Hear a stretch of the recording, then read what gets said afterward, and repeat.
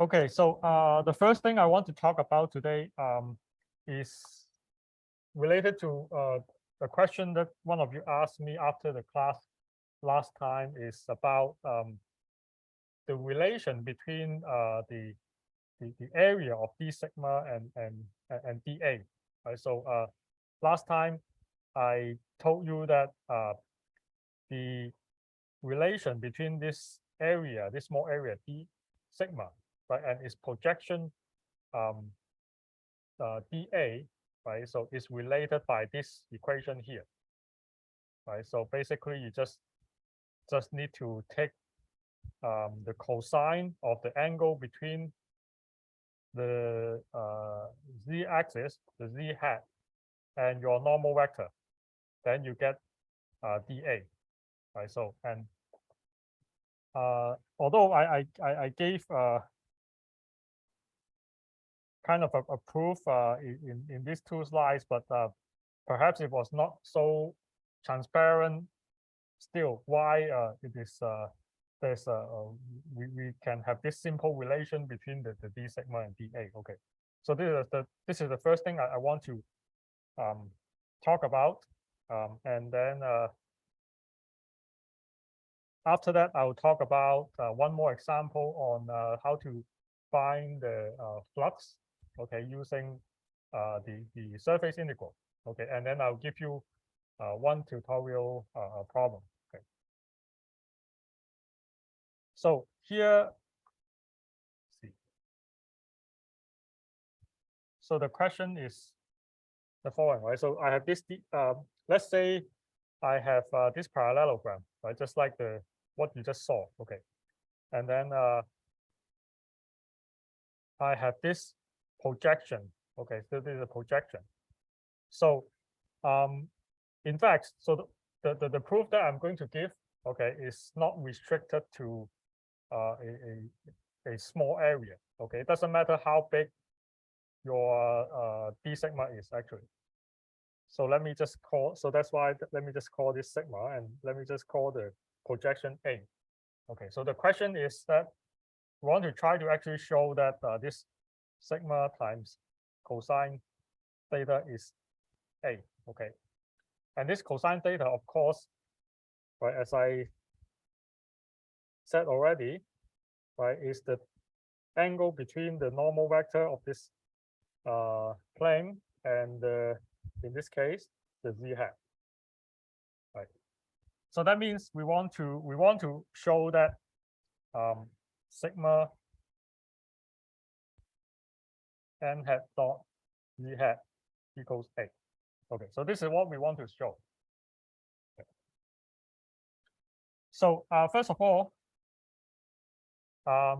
again, I have two vectors defined, right? So one goes along one edge of this sigma, right? So you can see the u, and then the other v goes along the other edge of this sigma plane, right? So and you know that first of all, you know that the cross product, right? The cross product of u and v, right, actually give you the area, of this sigma, right?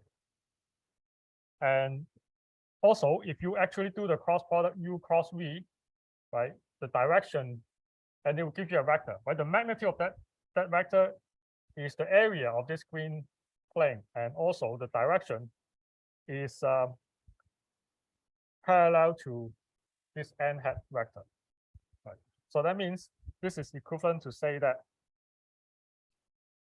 u cross v dot z hat equals A. Okay. So this is what we want to show that this is true. Okay.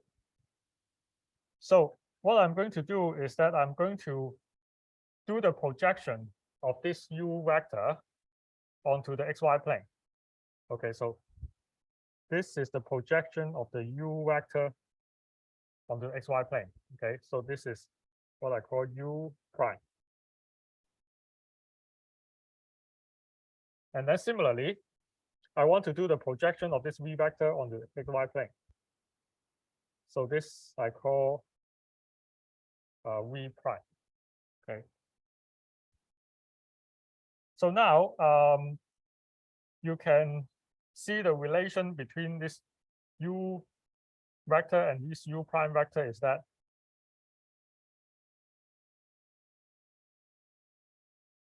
u is actually equals to u prime plus a little bit of vertical component right here. Okay. So let me call this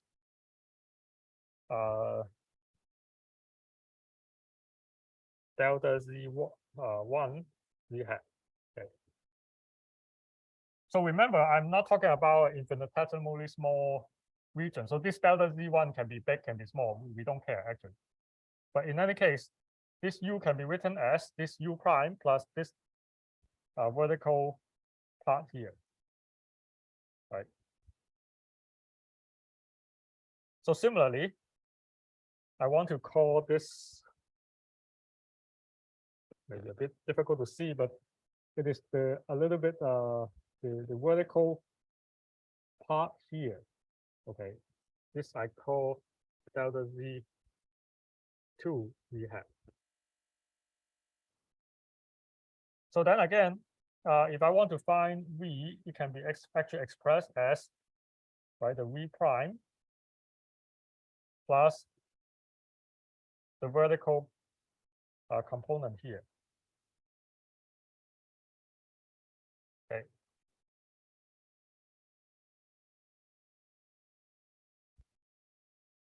So now, if I take the cross product of u and v, so I want to take u cross v, then what I have is the cross product between this vector and this vector. So then I actually will have 4 terms, right? So the first terms is just this u prime cross v prime. And then the second term is this term and this term. The cross product between this term and this term is delta z1 z hat cross v prime.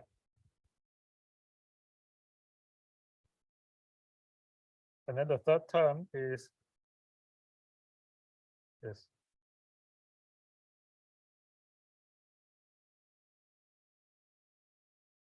Okay, and there is a fourth term, right? So you know that the fourth term is 0 because the fourth term I have this z hat cross z hat. So that one, of course, is just 0. Okay. So now, if I take the dot product, right? So I want to understand what is u cross v dot z, right? So so that means I just take dot product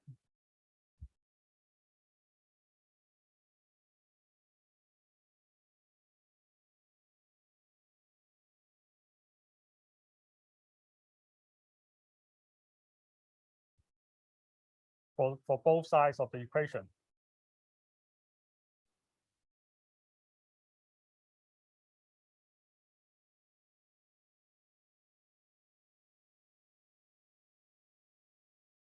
This is cross. Right. All I'm doing now is that I'm taking dot product, right, for both sides of the equation. Okay. So now, if I look at the right-hand side, okay, if I look at this term here, right, so this triple product is 0 because z cross v prime is a vector that is perpendicular to z hat, right? So that's why this vector dot product with this z hat is 0. So similarly here, right? So I have this u prime cross z hat, right? So of course you get a vector that is perpendicular to z hat, and that's why this triple product is also 0. Okay. So that means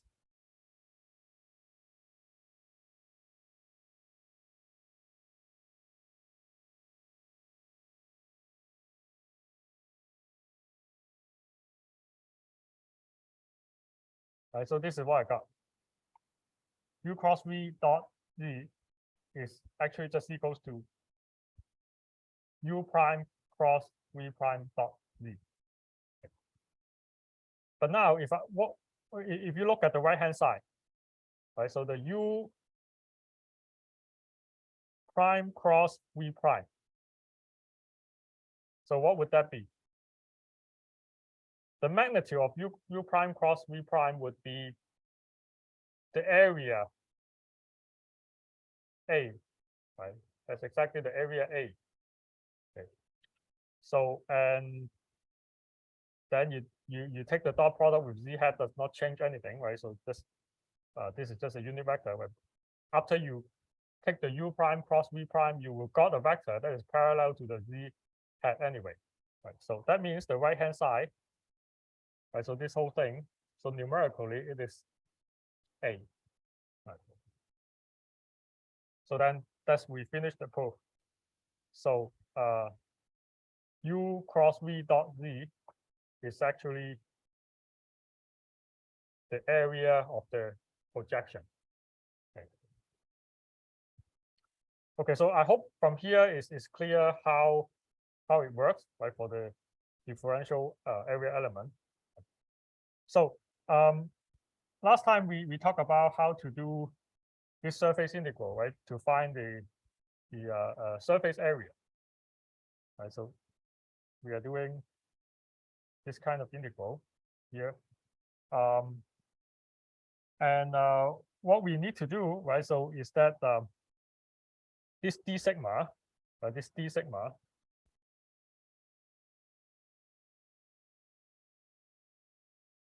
is given by this.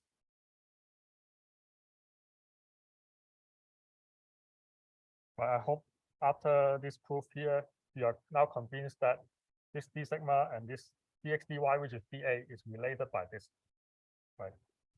And you remember that this is given by a formula, okay.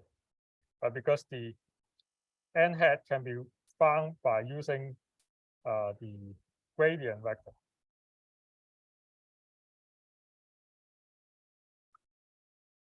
So that surface integral, right, can be written as this double integral for x and y.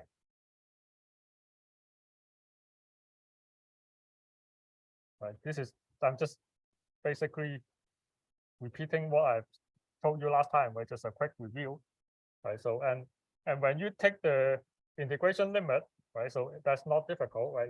You just need to, right, take the projection of the part of the surface that you are interested in, right, onto the xy plane, right, and see how much is occupied, right, on the xy plane, right. So this is how we do the surface area, right? But more importantly, right, so we want to actually not just find the surface area of this curved surface. What we are more interested in is actually to find the flux of a vector field, right, through some part of the surface, right? So that means suppose this whole thing is in a vector field, right? So then if I want to find the flux, right, so this is what I need to do, is to integral of this f dot n d sigma.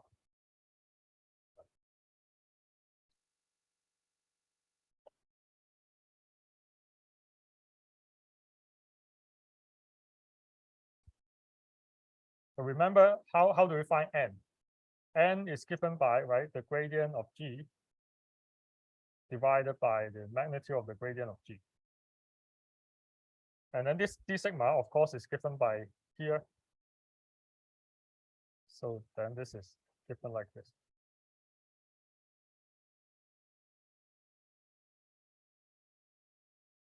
Okay. So then this just simplify a little bit. So this one cancel this one. So then this is how we find the flux, right? So last time I think we stopped at an example in page 12. Okay. So what we have here, right? So is a vector field, right, given by this form, is drawn here, and then I have this surface, right? It's a curved surface, right? Basically, it's constructed by a parabola, right? But then it extends in the z direction. Okay, so this is the surface given by here. Okay, and I have give you a range. So this one means that the projection of this curved surface, right, is this one. This is the projection of that curved surface on the xy plane. It's this one. So if I want to find the flux, right, so I just basically use the formula that I just showed you, right? So this f dot n, right, divided by this n hat dot z hat, right, which take care of the conversion between this d sigma and dx dy. And as I just showed you, this one can be written like this, right? So then all you need to do here is that you need to find the gradient of g. Right? You need to find the gradient of g. So the gradient of g, where g is just over here. Right? The gradient of g is just 2x x hat plus z hat. Right? So this gradient of g, remember, would be a vector that is pointing out like this.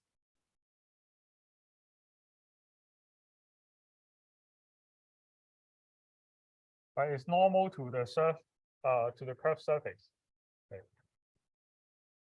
So now I just need to take care of the dot product here. Then this is what I will get. Okay.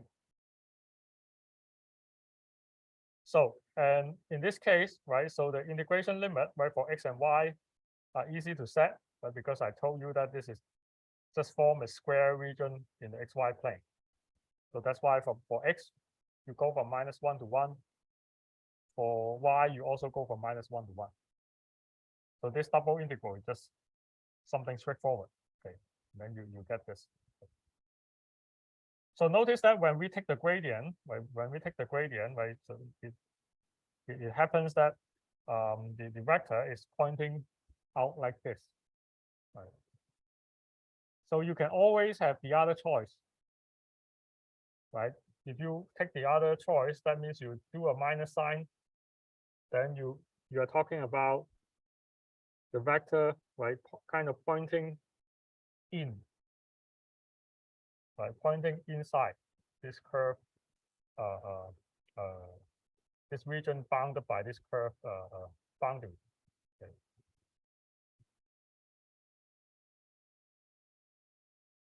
Okay, so now let's do a problem. Okay, so again, the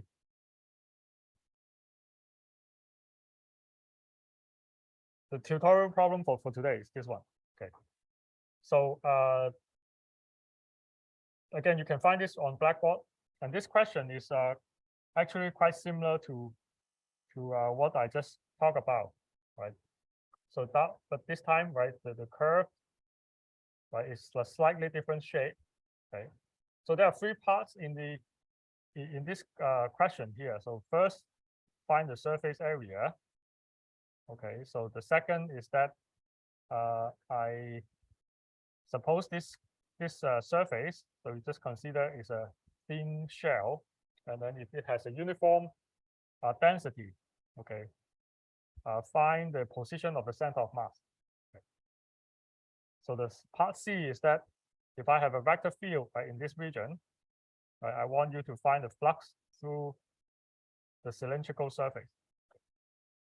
So these 3 parts basically summarize what we have learned so far, right? Finding the surface area and then doing the surface integral, which is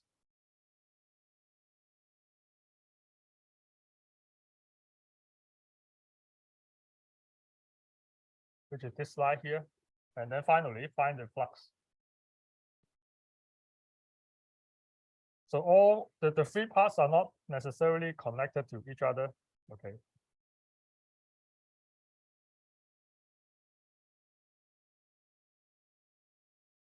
So I'll give you some time to try to work on it.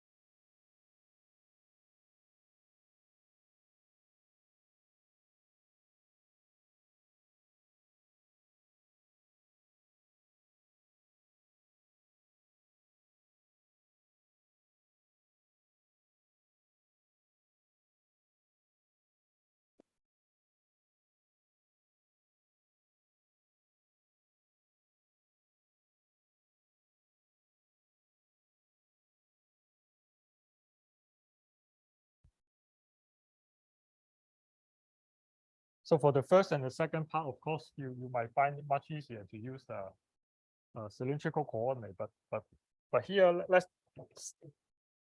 try to use the formula that we just learned. Okay, just stay with x and y.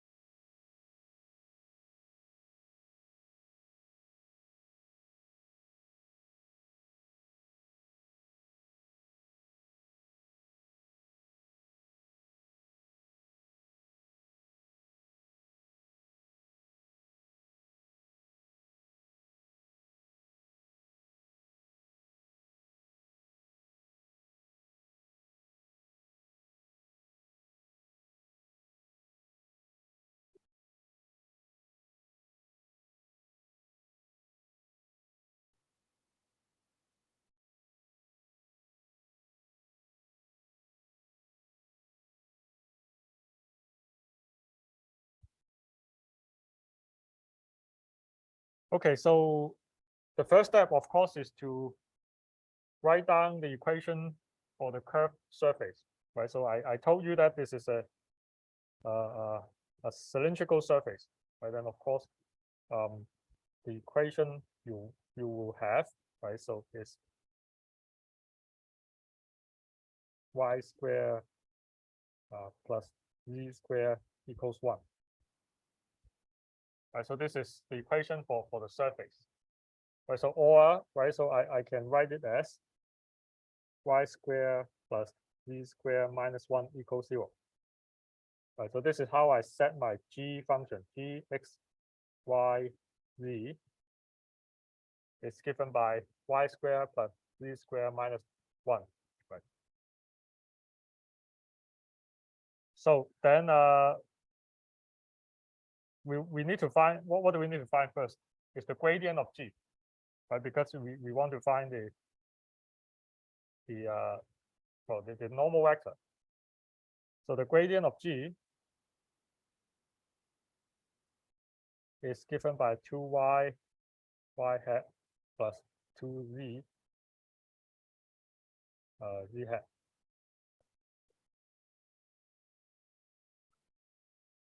And then what we'll need also is the magnitude of the gradient, right, which is 4y squared plus 4z squared. And this is 2 times the square root of y squared plus z squared. But remember, y squared plus z squared is 1, right? So, and that's why the magnitude of this gradient of g is just 2. Right. So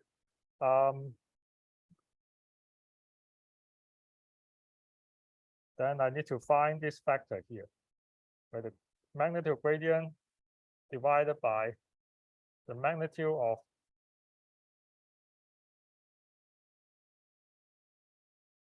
the gradient and the z hat vector. So I'm just following the exact same formula that I've showed you in the lecture notes, right? So the gradient of g magnitude is just 2, right? And then the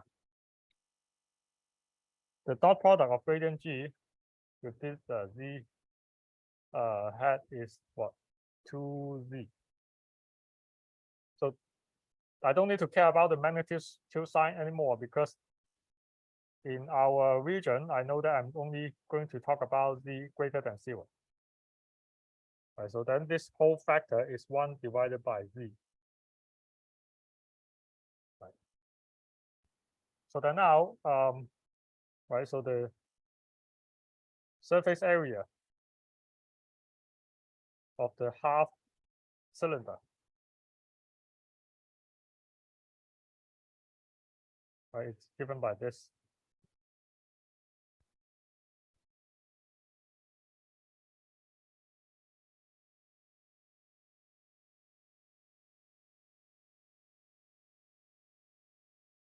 And this is just what I have found, right? 1 divided by z. So now we need to take care of the x limit and the y limit. Right? When we do this integrate over x and y, right? So again, what we are considering, right? So the projection of the curved surface onto the xy plane. But the projection of this curved surface on the xy plane is this rectangle here. Right, so you can see here, x go from 0 to 1, and then y go from -1 to 1. X go from 0 to 1, y goes from -1 to 1. So then I have this 1 divided by z. Right, so dx dy. Okay, what is z? I need to go back to this equation. So z is actually the square root of 1 minus y squared, right?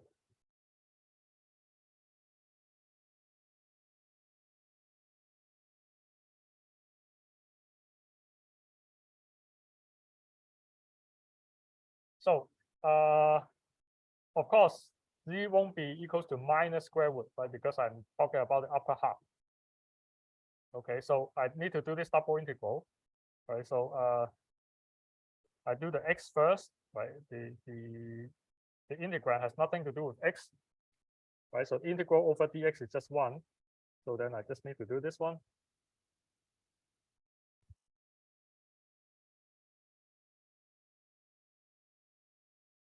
Right, so I assume that you have learned how to do integral for this one, right? So if you don't remember, right, remember you just need to make a substitution. Right, let y equals sine u. Right, do this substitution. Then you will be able to find this integral. Right. So, but I'll just give you the answer here, which is pi. And of course, that's pi, right? So this is, well, the cylindrical surface. What is it? The formula is 2 pi r h, right? So I have this half cylindrical surface, so pi r h, and r is 1, this h, so this width is also 1, so answer is pi.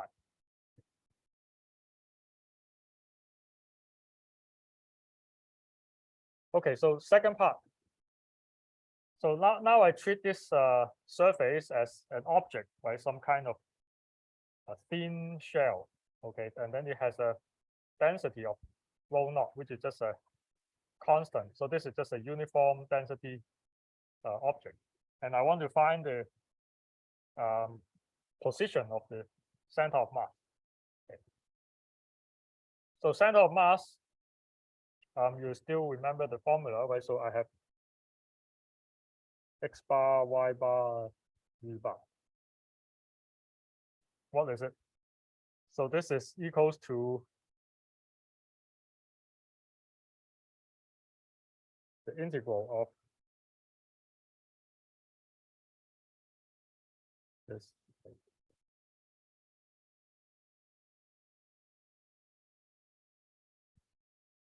Similarly for y and z. So of course, because this rho naught is just a constant, right? So I can just cancel them. So that means we need to find the double integral of x, right, over d sigma, double integral of y over d sigma, and double integral of z over d sigma. Well, however, you understand that two of them are easy to find because of the symmetry of the system, right? So you expect that the position of the center of mass must be along this straight line, right? So this is a straight line that passes through, right, the center of this rectangle. Right? So you expect that the center of mass must be some points along this line. Right? So that means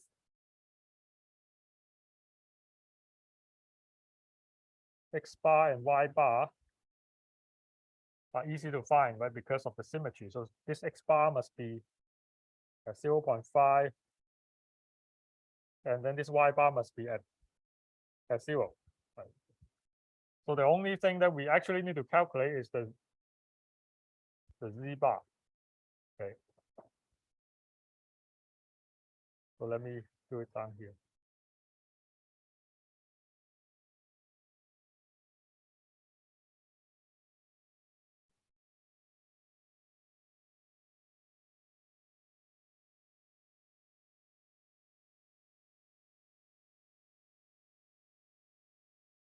So as I said, I need to find this.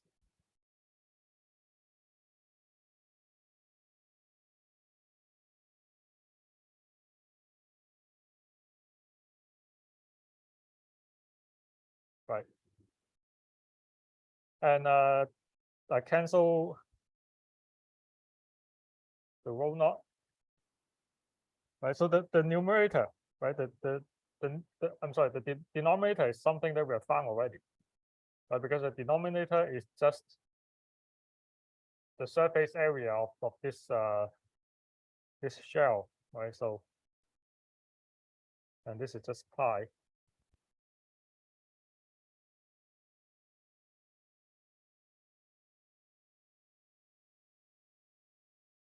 So then all I need to find is this integral here. Okay. So if I just go back to look at what we had before, right? So these, if I don't have any integrand, so integral for this d sigma is this one, right? So now if I put a z as the integrand, so then basically what I have is putting a z over here, right? So z divided by z, so it's even simpler,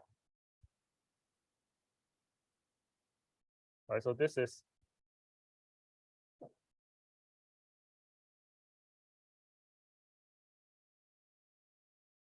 this one.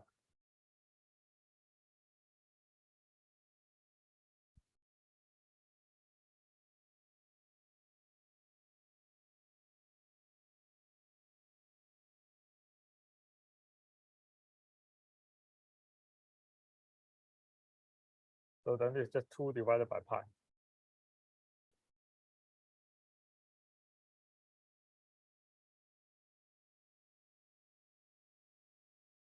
Okay, so last part, I want to find the flux. So suppose I have some vector field, right? So this is the vector field, and I want to find the flux of that vector field through this surface, right? Some vector field.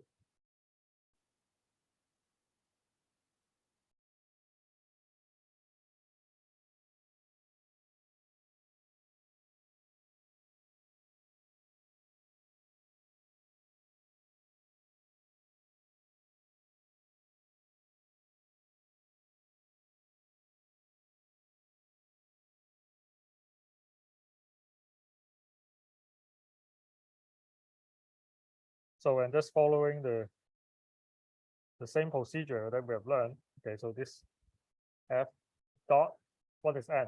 N is the gradient of g divided by the magnitude of the gradient of g. Okay, and then times the factor that help us to convert d sigma to d sigma to dx dy.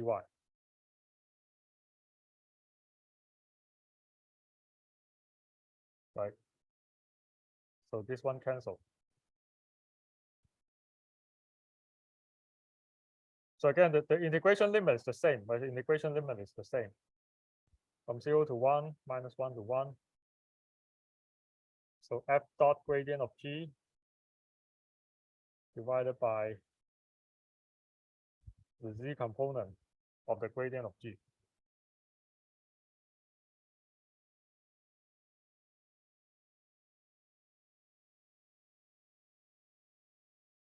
So f is given as yz hat plus dy hat. So the dot product between this f and this gradient g, what is that? So it's 2yz plus 2zy. So that means it's 4 times yz. And then what is this? The gradient of g dot z hat, something that we have found already, is 2z.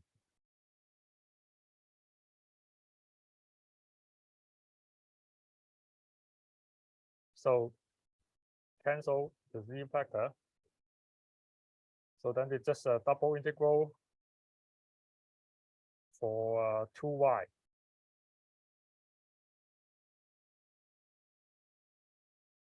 And this you'll find is 0.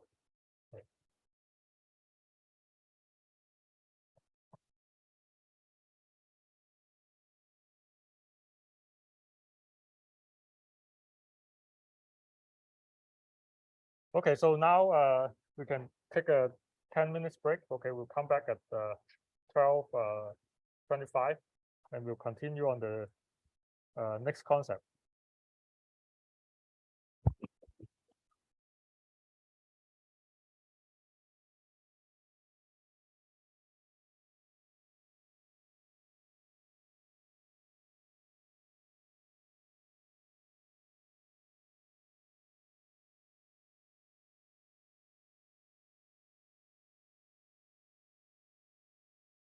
Okay, so let's continue.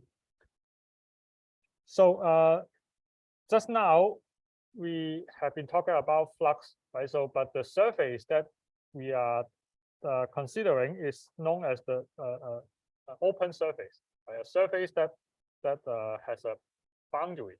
Okay, so now we are going to talk about the flux through a so-called closed surface. Okay, so the simplest example that I can give you was is a spherical surface, right? So this spherical surface is no any boundary. Okay, so and for closed surface, right? So you can always find a region, right? So that is enclosed, surrounded by your closed surface. Okay. So so let me just use this sphere as spherical surface as an example, right? So I'm going to consider the flux through this S, right, which is this spherical surface. So when we talk about the flux through a closed surface, okay, so we'll add this ring symbol, right, to the integral sign. Just like you remember when we try to do the line integral, but over a closed path, right, we also add this ring or this circle symbol, right, to the integral sign. Okay. Okay, so and usually, okay, when we talk about the flux through a closed surface, right, so the normal vector n, right, so we'll pick the one that is pointing out, okay, pointing out of the region, right, surrounded by the surface.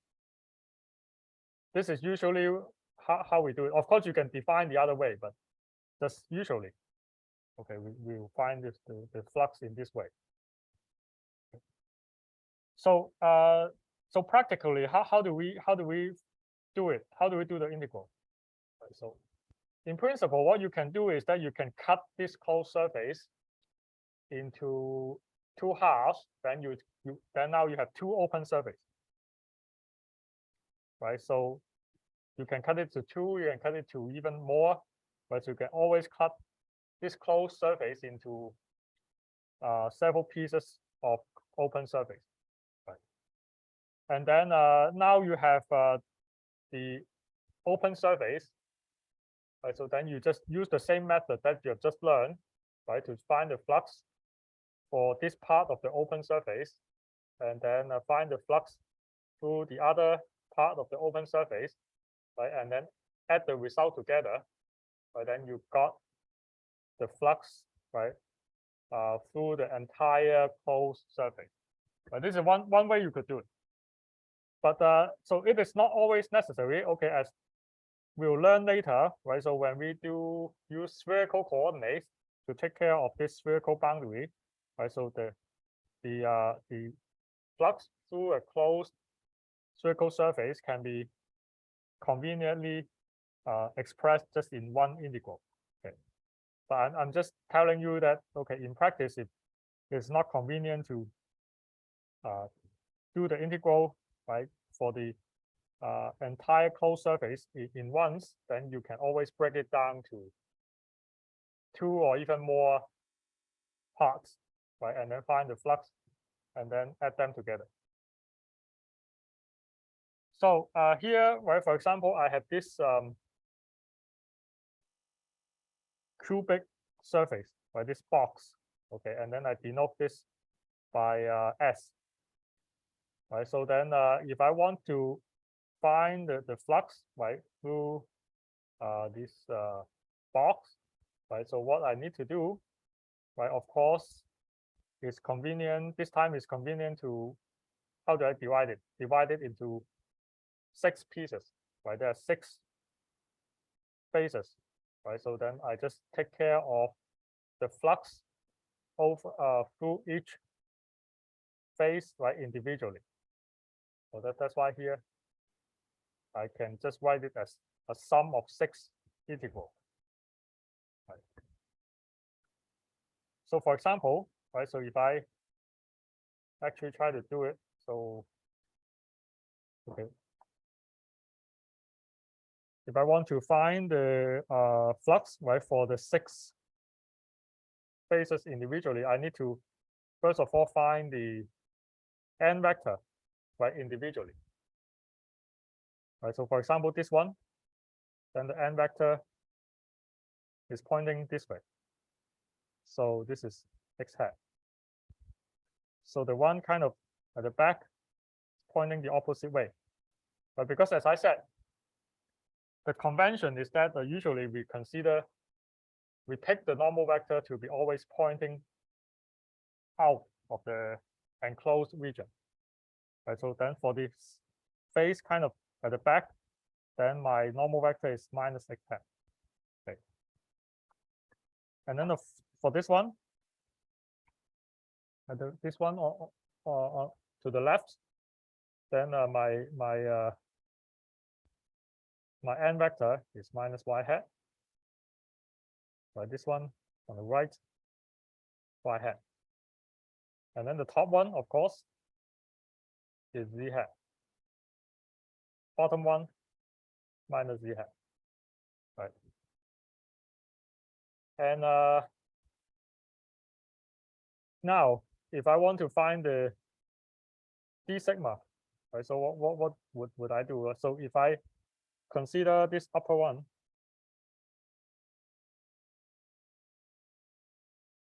so the d sigma for the upper or the lower surface, right? So d sigma, of course, would be just dx dy. Right. However, if you talk about the one on the side, for example, this surface,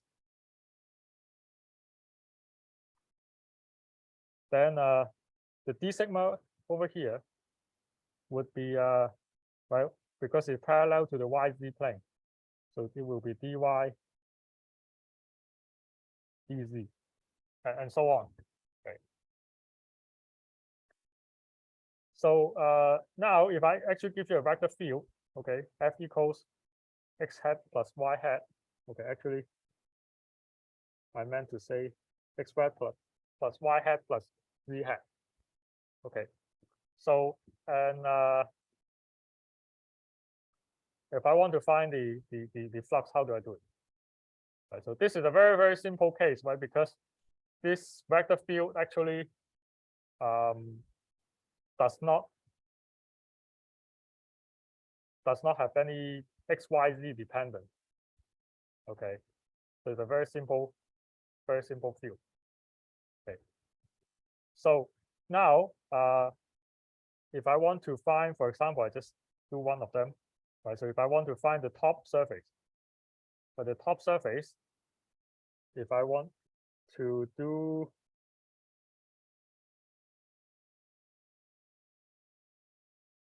f dot n, right? So what I would find is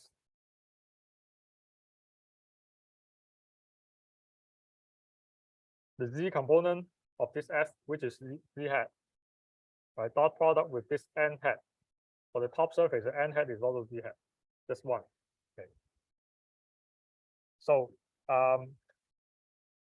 and because it's just a constant, if you integrate over, you just need to, this integral is just actually this f dot n times this area, right? And then you can do the same for the other 5 phases. Right? So okay, so I should mention that the picture here actually does not match with what I write here. Okay, so this vector here Okay, so when I draw it this way, okay, it does not match with this function here. Okay. So when you do this problem, okay, just ignore the vector field here.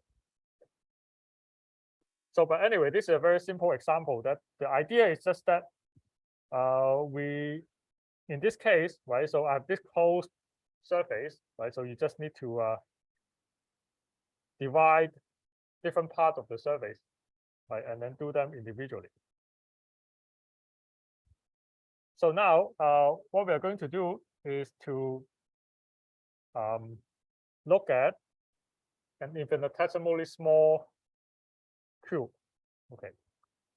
So what we are going to do is very similar to the last part of the chapter. In part 1, right, we look at infinitesimally small square loop, right, and then we try to find the flux, right, the flux across that square boundary.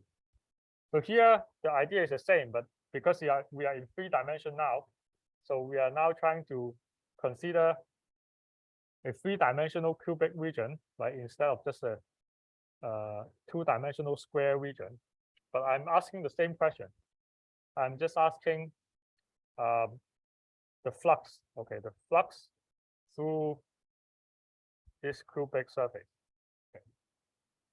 So now, okay, so this is my vector field. Okay, it has all 3 components, M and P. And now this is, as I said, this is a tiny, infinitesimally small box here. So then I have this length, width, height, delta x, delta y, delta z, right? So and they all tend to 0. So same strategy as last slide, right? So if I want to find the flux, I will just take care of the 6 spaces individually, right? So for one of them, right, for example, if I just take care of the top one, then what I need to do is to find the normal vector, this n, and then I'm going to just take the f vector, okay, right at this point. So this point is exactly at the center of this top face. Okay, so I do this f dot n, and then multiply that by this upper face area. Okay, but I need to do that 6 times, right? So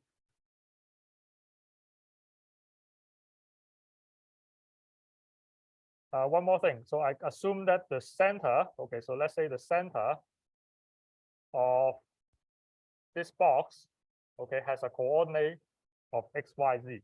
Okay, at the center, coordinate is x, y, z.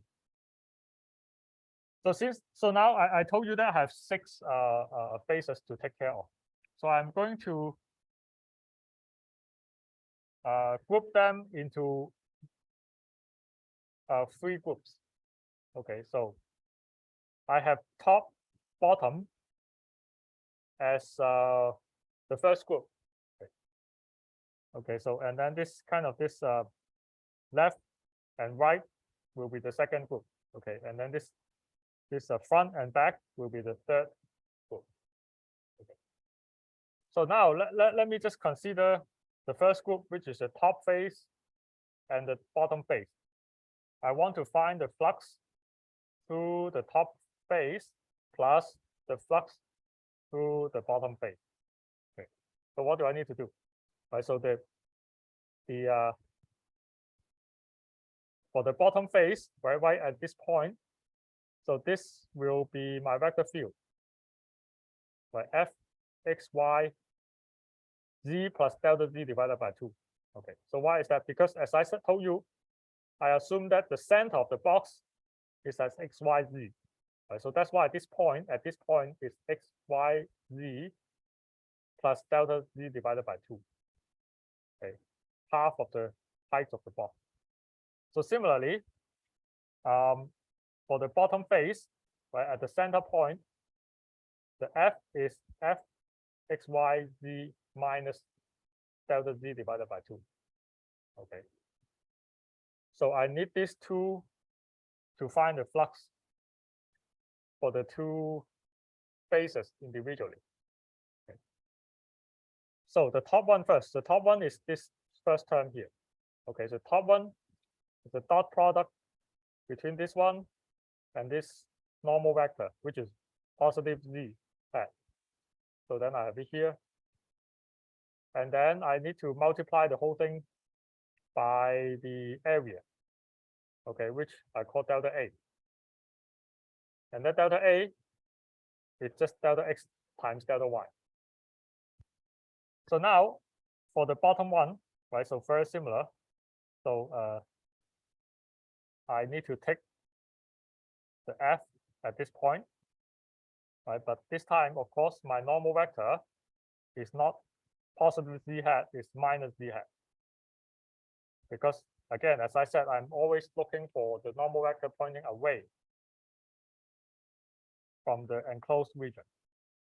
So then this is my second term. So then I can just group the terms together.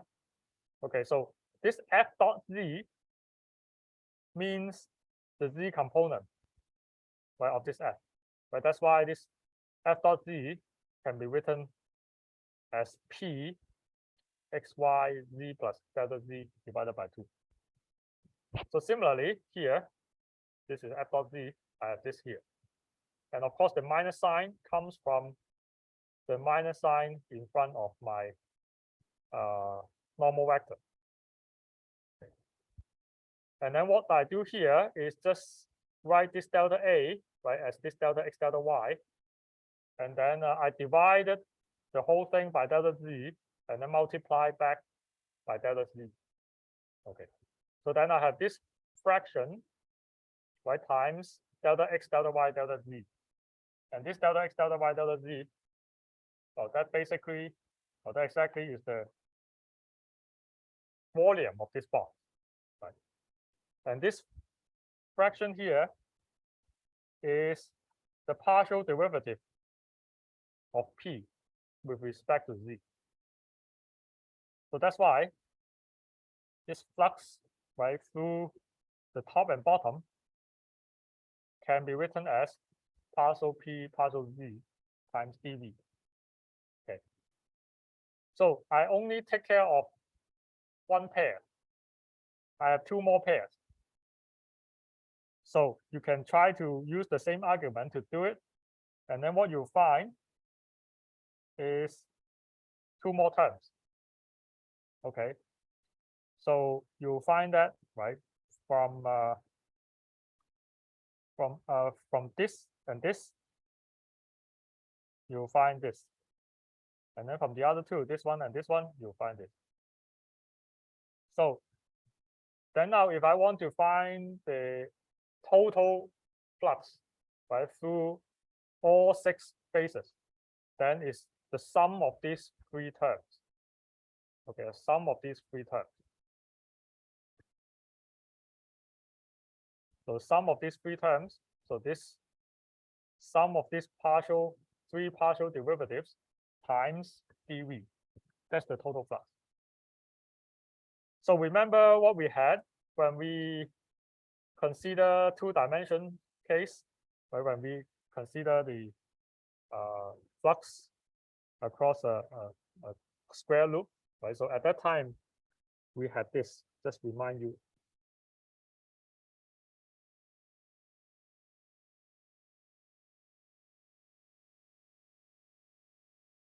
Right, when we have the considering the 2-dimensional vector field. So now we have one more term here, and this area becomes volume. Okay. So and remember at that time we call this one as the flux density. Right? So this is also called the flux density. So and actually we also call this the divergence of F. Okay. The divergence of the vector field is given by this. So now I introduce a new notation that you might have seen before or not, is that this one can be written as a dot product of two vectors.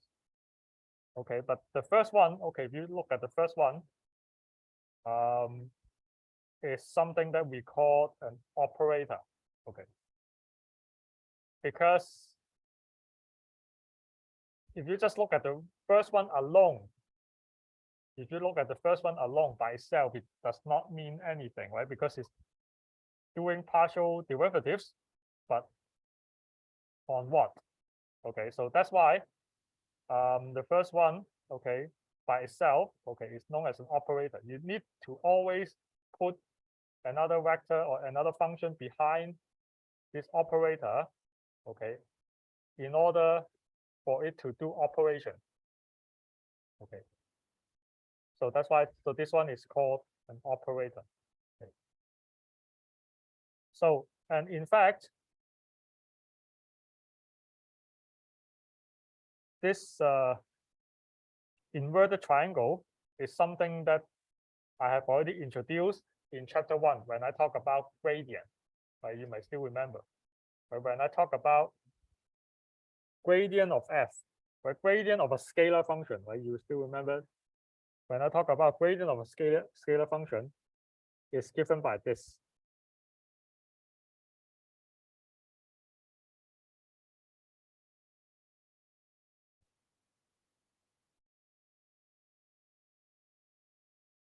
Right? This is something you have seen.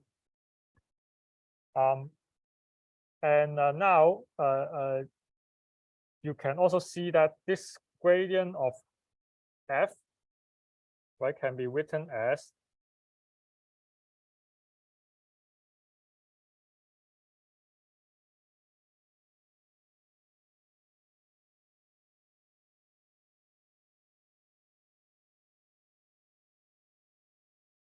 this form, right? Again,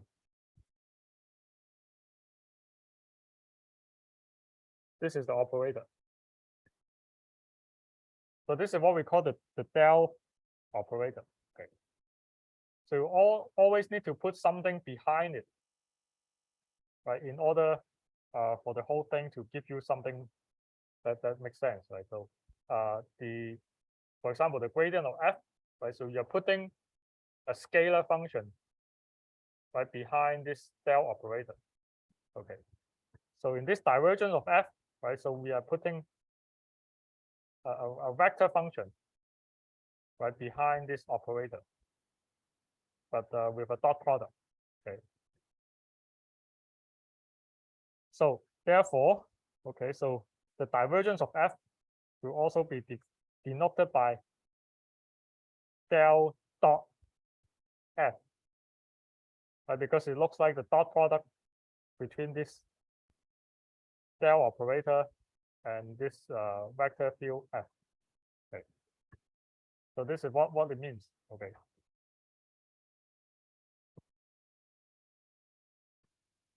So you'll see this operator again, okay, very soon when I talk about the circulation density. So now remember we have this Green's theorem, right? So now where we can express this line integral over a closed loop, right, as a double integral of the flux density, right, over the area enclosed by the loop.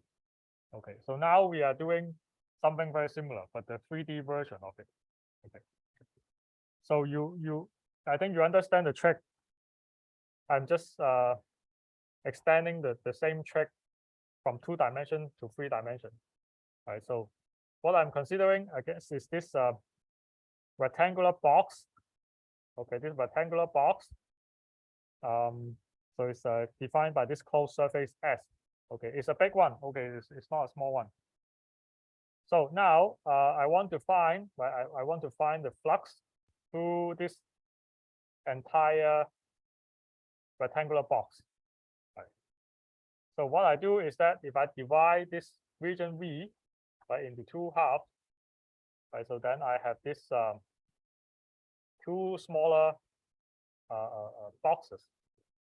And then if I find the flux through these two smaller boxes individually and sum them up, it will just be equals to the flux through the entire bigger rectangular box, right? Because again, the key is that you when you find the flux of this and the flux of this, right, you can see that there is a common boundary, which is this one and this one. And again, whatever comes out from flow out from this one has to enter this the other box. Right? If something, the vector field flow from here to here, then you got a positive flux here but negative flux here. On the other hand, if your vector field flow from here to here, then you got a positive flux here, negative flux here. So, but at the end, they will just cancel. So that's why, right? So the flux through the entire big rectangular box, the same as the sum of the flux through the two smaller boxes. Right? So then again, doing this cutting process, right, many times until I divide this whole curved closed boundary. Okay, so this is not a curve. Okay, this is not the best picture, but this what I mean to say is that this one is a closed surface. Okay, not a closed curve, but a closed surface.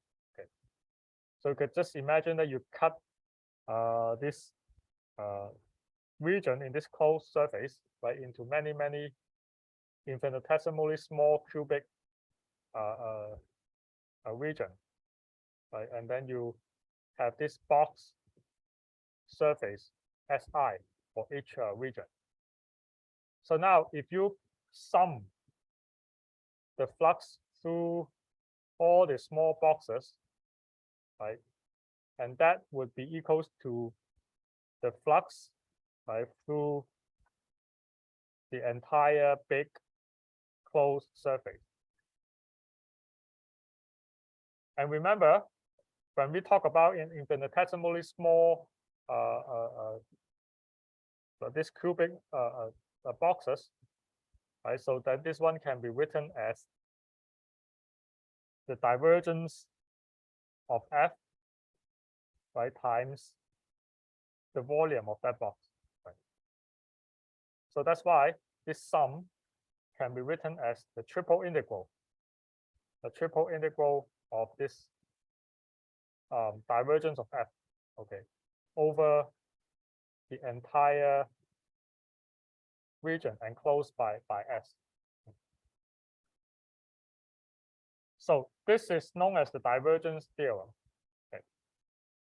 So you can consider this one as a three-dimension version for the normal form of the Green theorem that we have learned in the last part of this chapter. So here is an example, okay. So, but I'll just do half of it and leave the other half to you. Is that what we are considering here is that I have an ellipsoid, okay.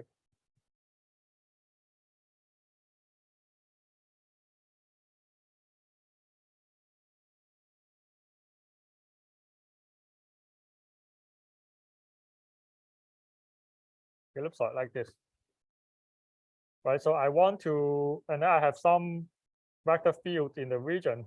I want to find the flux through this ellipsoid surface. Right? So of course, you can just actually find the flux integral by using what we have learned earlier today, right? But you can also use the divergence theorem. The divergence theorem tells you that it can be written as this triple integral of this divergence of f, right, over the volume of your ellipsoid. So then that means if I want to try to find the divergence of f, yeah, sometimes people also put an arrow sign, this arrow sign on top of this del operator. So anyway, if I want to take the divergence of f, so what do I need to do? I want to do the partial derivative with respect to x for the x component of the field, plus the partial derivative with respect to y for the y component of the field. And also the partial derivative with respect to z for the z component of the field.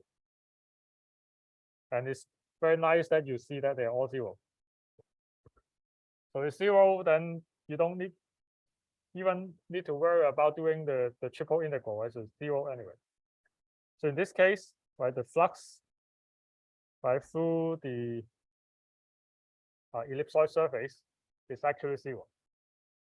Okay, and okay, for your practice, okay, you can actually try to do the surface integral, okay, by yourself for this ellipsoid. But again, here you may want to cut it into half to do it, and when you do it, you try to look for some symmetry property. Okay, you actually realize that why the surface integrals is zero. Okay. So then another properties that we talk about in the two-dimensional case is what is the circulation. Right? We talk about flux and circulation in the 2D case. So now in the 3D case, we finished talking about flux. Then now let's talk about also the circulation, right? So remember what we had, right? What we had in the 2D case is that, again, I'm having this a very small rectangular loop or the square loop, and then I do the f dot dr, right, over the loop and see whether it's zero or not, right? So now I'm also going to construct the small loops here, but I'm going to construct three of them. Okay. So the first one here is this red one, which I call this CXY. Okay, this loop is infinitesimally small, and it is parallel to the XY plane. Okay. So now you could imagine that if I rotate this CXY loop by 90 degrees about the y-axis, then I will get this blue loop, which I call CYZ. So this blue CYZ loop is parallel to the YZ plane. Okay, but it's just the same square shape as the red one. And then finally, so if you try to rotate this CYZ loop, right, so about the z-axis by 90 degrees, then you get this green one, which I call the ZX loop. And this one will be parallel to the ZX plane. So I have three loops, okay, so, and then I'm going to consider the line integrals, okay, along these three loops individually, okay, individually. So first, let me consider the one that is lying along the XY plane, okay, this one. So when you just look at this one, right, you can just recall exactly what you have learned from the tangential form of the Green theorem. Okay, this is what you had before. Okay, right, XY plane, this f dot dr over this closed square loop is given by, right, this two partial derivative, subtract this one with this one, right? This one is at that time I call this as the circulation density. But this is the circulation density, and then times the area of this loop. Right. This is exactly what we have learned already in the 2D case. And in fact, okay, even we are now having this three-dimensional vector field, right? But if I just consider this loop, right, along the xy plane, you realize that the z component of the field is irrelevant here, right? Because the z component of the field, right, will be perpendicular to your path. So that's why it won't contribute to this integral anyway. So I hope you still remember this one. So now I'm going to consider the next one. Right. So this one is the one, the blue one, which is along the YZ plane. Right. So I rotate it by 90 degrees, but now I still just recall what we have learned, right, with the Green's theorem. Okay, the same thing. Okay, so but this time you understand the two components that is relevant will be this one and this one only. Right, this time the x component of the field will be irrelevant because the x component of the field will be perpendicular to your path. Right. So then similarly, right, for the green loop, right, so this time the y component of the field is not relevant, and using the Green's theorem tangential form, you will get this one.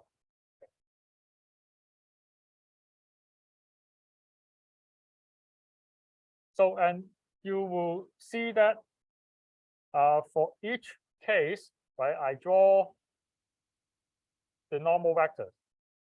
Okay. So, and in fact, okay, so that the unit vector, which is normal to the perpendicular to my loop, okay, represent the orientation of the circulation. Okay. So, for example, if you have a circulation, right, anti-clockwise like this, right, then I would say that the orientation of circulation is go along z. Right. So basically, again, we use our right hand grid rule. Okay. So if you find that if you do this line integral, right, and then get a negative result, then that means you have the direction, the orientation of the circulation to be reversed to minus z. Okay, this one also. You do this integral, right, and then you find a positive result, and then your orientation of the circulation density is to the positive x, otherwise negative x. Okay. So I have these three circulations, right, in these three directions. So what I go to do is that I'm going to add all these three terms together. Okay. So just like this. So you can see that this one, partial p, partial y minus partial n, partial z, is let me see, is this one, right? And then this one goes with x hat, right? So this is my first term. And then the second one here, this one goes with y hat. So it's this term. So finally, this one goes with the z hat. Okay, so this one. So the vector sum of the circulation along all three directions, okay, defined as the curl of f, okay, the curl of f. And again, you can see that it can be written as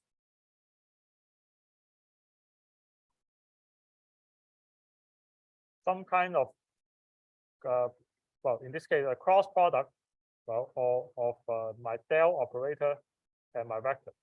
Okay. So when we try to find the divergence, right, we have the dot product here. So this time, if we take the cross product between my del operator and my vector field, then that's the curl of F. Okay. And that's why the curl of F will also be denoted by del cross F. Okay. And when you do the cross product, right? So this is a formula that you use for cross product. So if you want to remember how to do curl of F, you can just remember this determinant. Okay, rather than this one. This one is should be easier to remember. Okay, but of course you need to know how to expand this determinant here.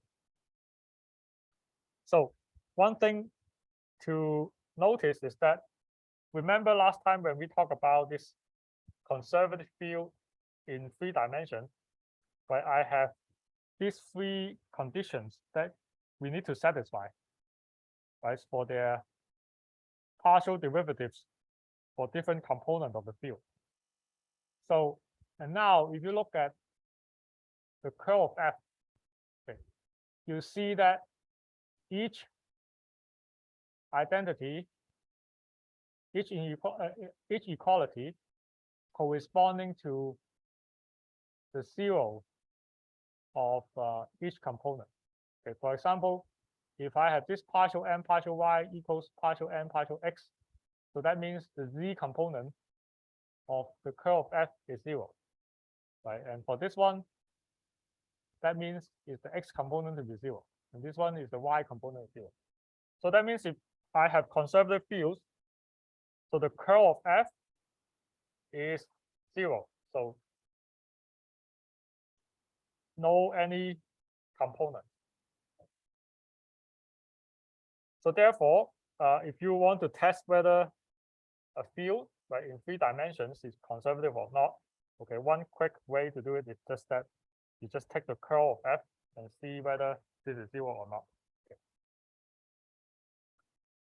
And well, one thing you could try, right? So the electric field from a point charge, again, I used this example before, but that was in 2 dimensions. So you know how to write down the electric field from a point charge in 3 dimensions, right? So, and then you can try to take the curl of it and see whether it's actually 0. So then, remember we have this Green's theorem in tangential form. Okay, so this is what we have, right? So this one, and this one can actually be written as, right, the z component of the curl of F. Okay. So now we in 3 dimensions, so we have the so-called the Stokes theorem. So what we have now is that, suppose I consider a closed loop. Okay, but this closed loop, as you can see, right, it does not have to be lie along the xy plane anymore. It can be something like this. Okay, and now if I just define, okay, I define the normal vector to be n, so pointing this way. So what we have is that if I do this line integral, okay, over this closed path C, and then it will just be equals to this double integral, right, for the dot product of this curl of F, okay, with the normal vector, right, over this region here. Okay. And also, that's not the end of story, but because here you might still think of this area between bounded by this curve is a flat plane, right? So that is okay, but in fact, Stokes theorem is even stronger than that. Okay, is that in this 3 dimension case, right, we can form the loop like this. Okay, so I mean that the loop itself does not even have to be on a flat plane. Okay, just like this one.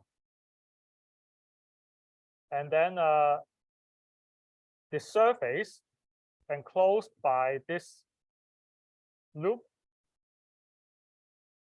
also does not have to be on a flat plane. It can be a curved surface.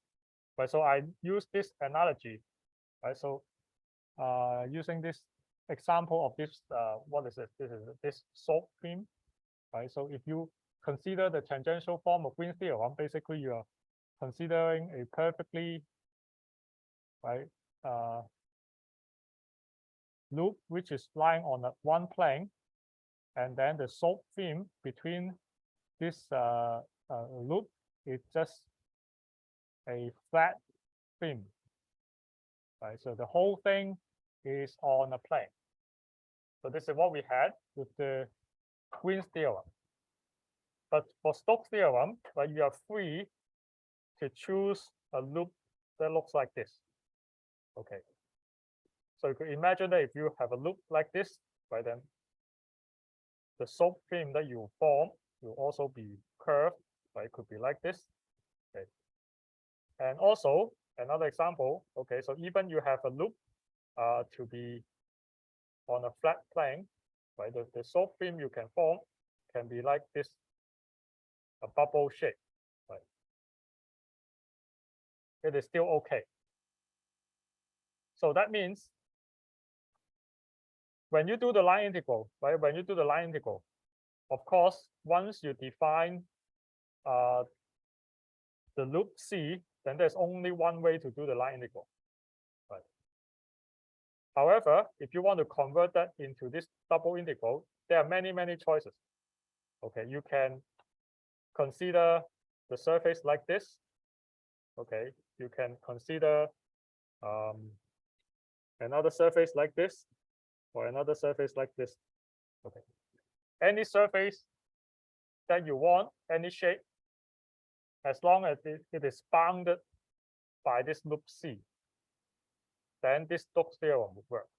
However, if you pick different shape, right, so what you need to take care of course, is your n hat d sigma, right? Because remember, your n hat is the normal vector, right? So if you pick a curved surface like this, right, then your n hat will be like this. And in fact, your n hat will be also different, right, in different region of your surface. Right? So, and of course, this d sigma, right, would be a d sigma on this curved surface. So that means you can pick whatever shape you want, but at the end, you need to be able to express this n hat d sigma, right, after you pick the surface that you like. So although, okay, so in many cases, right, so we may find it convenient just to pick a flat surface. Okay. So now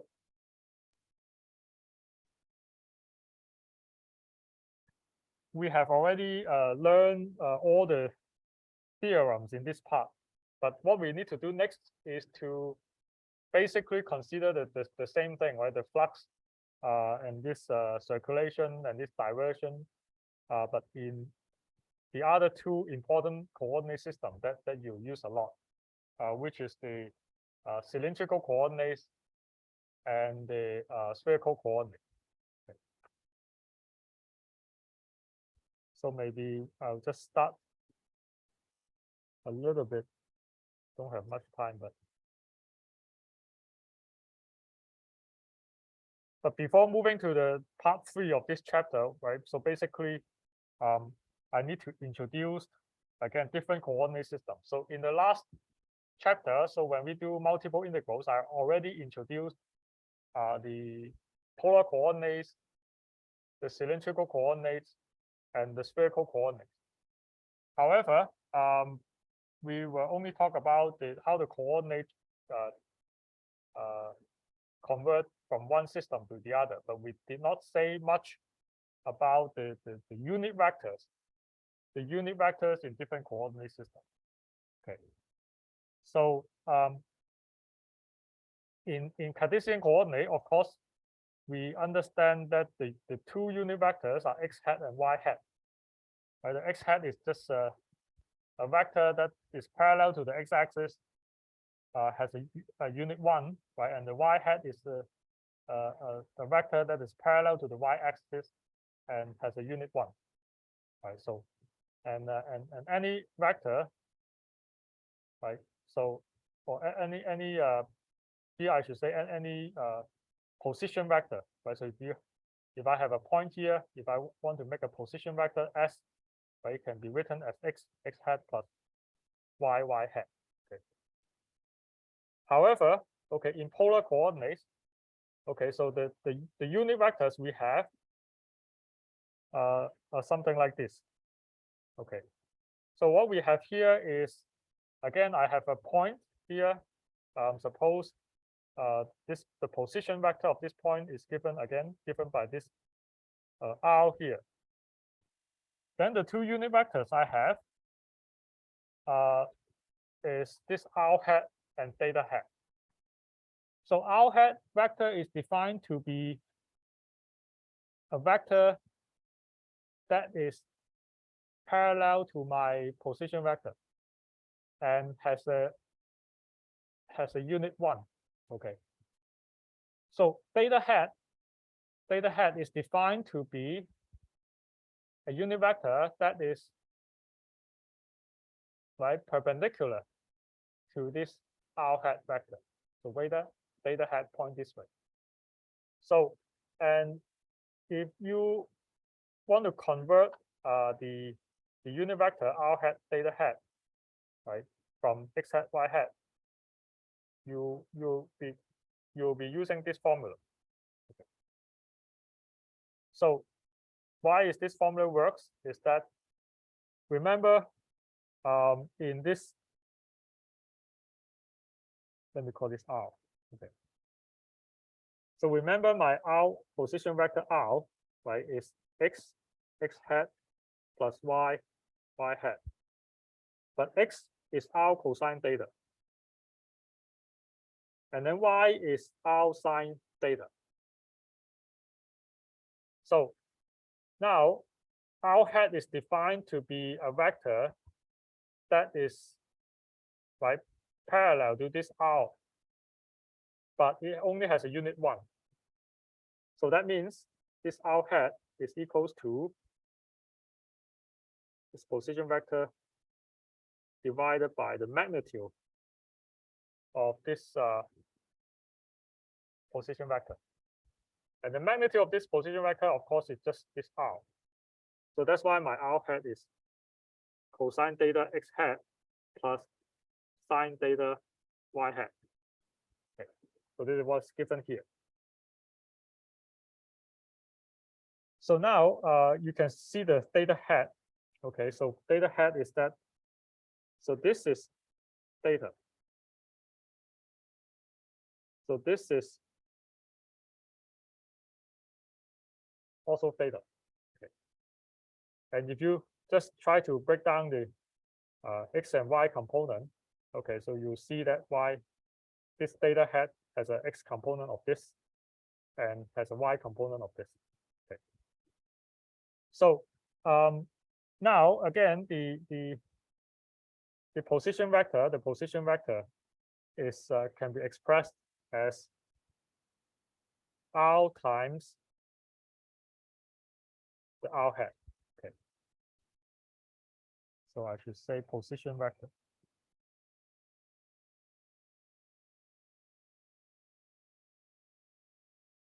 So one fundamental difference between this system and this system is that you can see in the Cartesian coordinate system, regardless of the position of the particle, right, the x hat always point to the same direction. Y hat always point in the same direction. However, in the polar coordinates, things are different. If my particle is here instead, right, so then my position vector is this.